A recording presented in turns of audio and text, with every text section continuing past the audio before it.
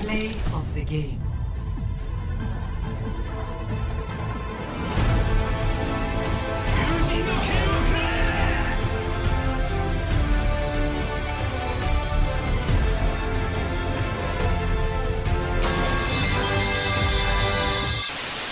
Hey guys, Smack here and welcome back to another video. And today, I'm going to be giving you some tips and tricks on one of the most important parts of Rise of Nations, naval warfare.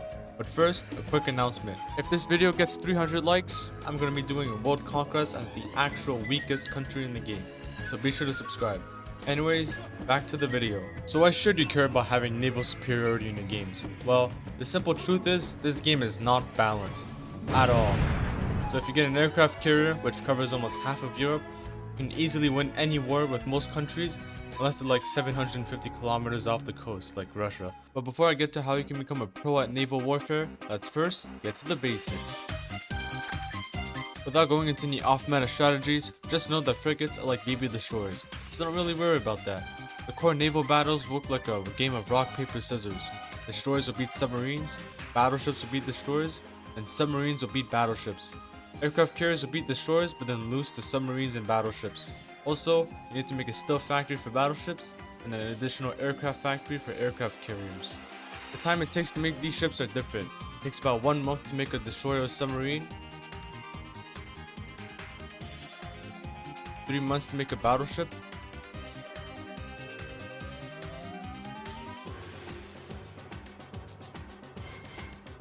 and only 4 months to make an aircraft carrier.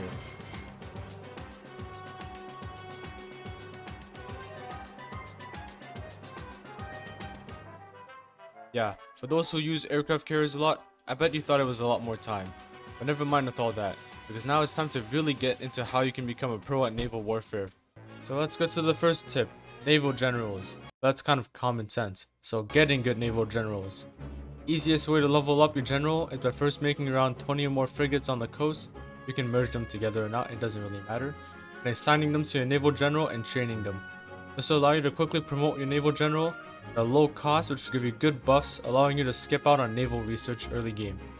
Just for experiment, we're going to see how long it takes to level up your general with 30 frigates.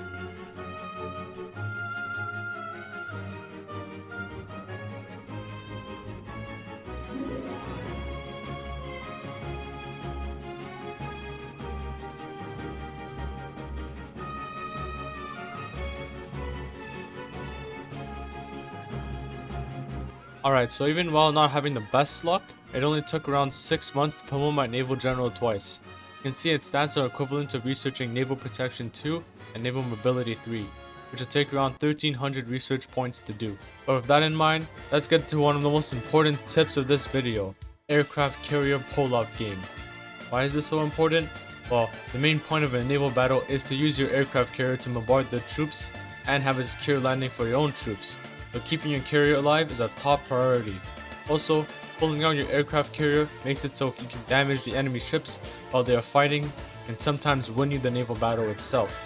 If you see someone do this though, you can counter it by having a separate squad of submarines to go around the naval battle and snipe their carrier.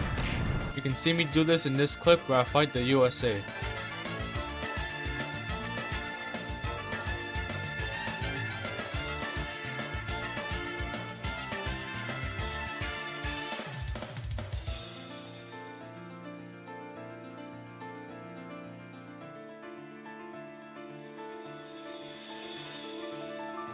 Also, if you see yourself losing the naval battle, at least you have an aircraft carrier you don't need to buy again and wait on building, so be sure to use this tip in your games.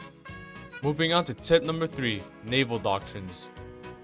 In your early game, you want to go for the Capital Fleet Doctrine, as it will save you a lot of money, as it reduces the cost of building battleships by 25 million and aircraft carriers by 75 million. On top of that, it makes building these ships 20% faster and also trains them. Now, you can still use the Capital Fleet Doctrine for the late game, but the only thing that matters in the late game is who gets naval superiority, and the best way to do that is with the Submarine Warfare Doctrine. The main reason behind this is because you can make these subs 40% faster and also halves the cost of these submarines, which can easily allow you to spam dozens of submarines. And also, the first ship to die in a naval battle are destroyers, since they usually get wiped out by battleships and have low HP. This is why in most naval battles, the person who spams the most subs end up winning. You can see this example where I have only one battleship and 2 submarines versus someone who has 1 battleship, 1 destroyer, and 1 submarine.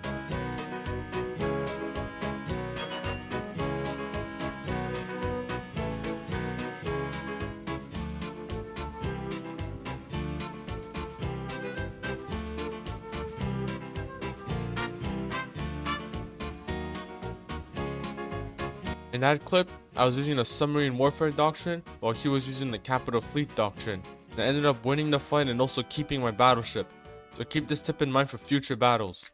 So let's get to the next important tip, naval research. But first, you have to consider what is better, more ships or better ships. The answer is generally more ships, but if you're a smaller country fighting a much larger one and your economy is weak, then you probably want naval research. The best tax for naval research is definitely naval guns, with a massive buff to battleships and destroyers. Then, you want to go for naval defense, with a defense buff on all ships. Also, in the late game, which is around 2030, naval research really matters, since the person who wins a naval battle will usually win the war. And just to show you how much of a difference naval research can make, just watch this next clip of me fighting Germany.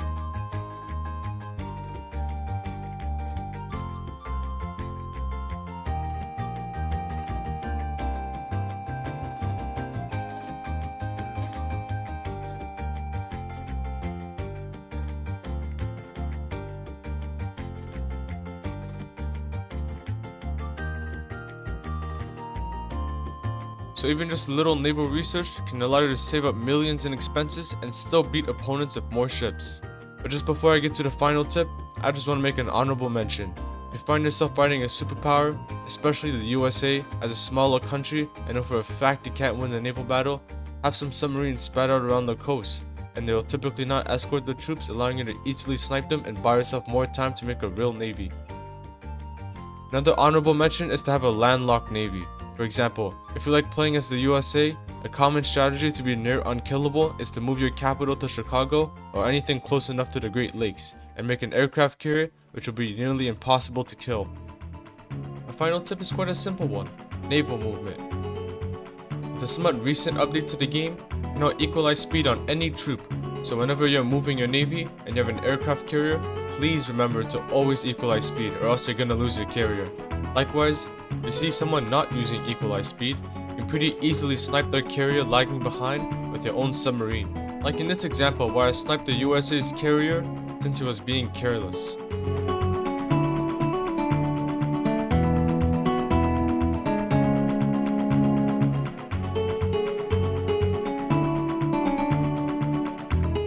Hopefully these tips have been helpful to you and you also learned something. If you have a tip I didn't mention, be sure to comment it down below. Anyways, be sure to like and subscribe, and I'll see you in the next Smack That Game video.